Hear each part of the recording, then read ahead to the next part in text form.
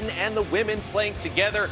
Roger Federer looking to become the first to ever win 3 Hopman Cup titles. Won it last year with Belinda Bencic, taking on Sasha Zverev. And Federer, man, he looks good to start the year. He hasn't lost many games in the Hopman Cup this year. Started out against Cameron Norrie, lost 1 game, and continued that amazing play even against Sasha Zverev. Wins the first set 6-4. Here's match point. Beautiful volley. No one comes forward as well as Roger Federer. He does it with such grace. Somehow at 37, he looks 22. I mean, he's playing like he's 22. Didn't drop a set the entire week. And then on the women's side, Angie Kerber against Belinda Bencic. Yeah, a little bit of pressure on Kerber to try and even up this tie. And she was too solid for Belinda Bencic, who made a nice comeback in the second set. But it's Kerber and her leg speed, her ability to just get to so many balls. She was the leader of this German team the whole week, and she kept her team alive in this final.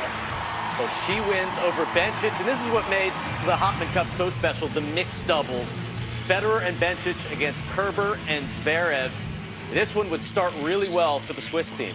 Yeah, the Swiss team got out of the blocks on fire. The Germans playing perhaps Federer a little bit too much at net, a few too many shots going his direction. But they came out on fire and really overwhelmed the Germans, taking over the net and able to finish off points pretty easily. And there's a look at the finishing point for a first set that lasted about 10 minutes. They played a 4, so a little bagel bite there. And then second set, the Germans would come back. Swiss team looking to become first to go back-to-back at the Hopman Cup since the United States. Lindsay, you were part of that team with James Blake. Yeah, and Federer here serving for the match in the third set. And this is when Angie Kerber really turned it on. Her ability to make balls. Wow. How about that running forehand pass? Gets her team to break Federer to cause a decisive tiebreak for the title. And how cool was this, Jimmy? It would come down to one single point, a championship point for both sides. Back in the old days, this is the tiebreak we used to play. 9-point tiebreak, first to 5, win by 1, match point for both. And we have quite a rally to show you. It's a good thing they continue playing Federer. It's amazing, isn't it?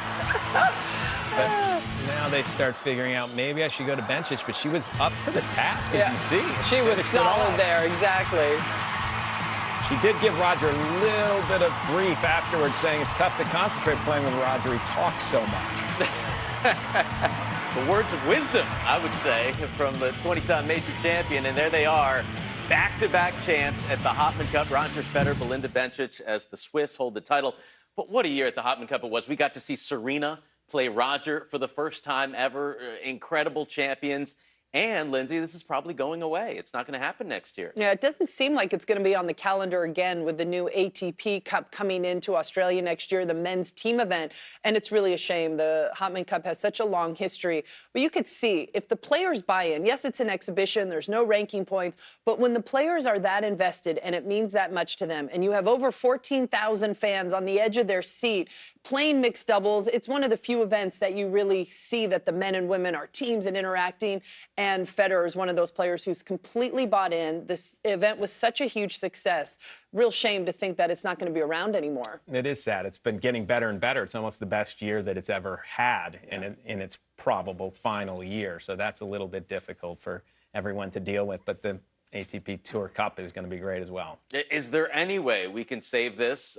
Can the players get together and say, no, like we want the Hopman Cup to continue? I wonder. I mean, I would think that especially the WTA players need to step up, because in all of this realignment and new tournaments, there hasn't really been much said for what's going to happen for the female players next year, this week. Right. If this goes away and it's the Men's World Team Cup, where do the women go? Where are their playing opportunities? So we'll have to see. But again, I mean, it was so crazy there in Perth all week. Everyone's so excited to see Roger and Serena and all these fans coming out to support it.